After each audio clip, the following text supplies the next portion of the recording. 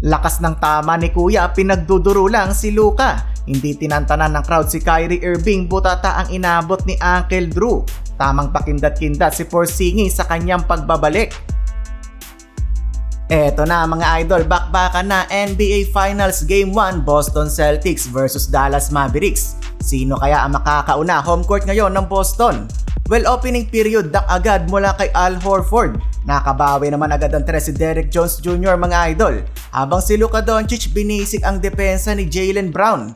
Eto naman si PJ Washington out of nowhere, biglang dumiretso at dinakdakan ng kalaban. Naka 7-0 run ng Celtics ngunit nag-init si Uncle Drew. Mukhang may gustong patunayan sa kanyang dating team. Standing ovation naman ang crowd mga idol nang pumasok na ang nagbabalik na si Kristaps Porzingis. 6-minute mark ng laban, Luka Doncic, are you kidding me? Bumali-bali para iwasan ng dalawang player ng Boston. Grabing hang time ang ginawa ng Slovenian player. Porzingis, grabing impact ang ginawa off the bench mga idol. Bukod sa naiilang ang dala sa haba neto ni Porzingis, napasok pa ang kanyang mga mid-range jumper. Pumakita din ng emphatic dunk ang sentro ng Boston.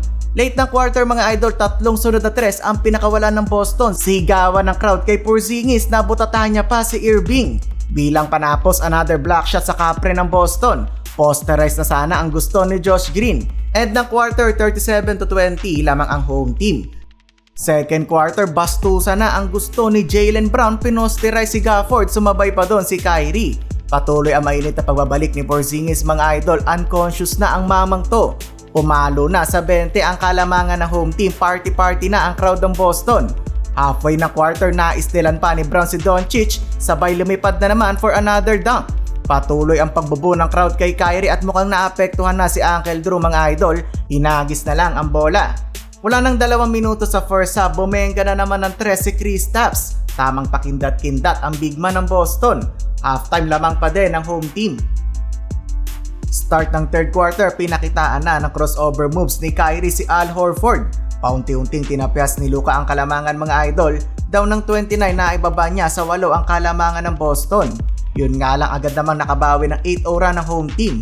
Tuwang-tuwa na naman ang crowd na maputatan ni Brown etong si Kyrie mga idol. Fourth quarter mga idol, wala na, maagang sumuko si Coach Jason Kidd. 5 minuto pa ang natitira, inupo na ang kanyang mga star player. Jaylen Brown kumamada ng 22 points, meron namang 20 puntos si Porzingis, samahan pa ng 3 block shots.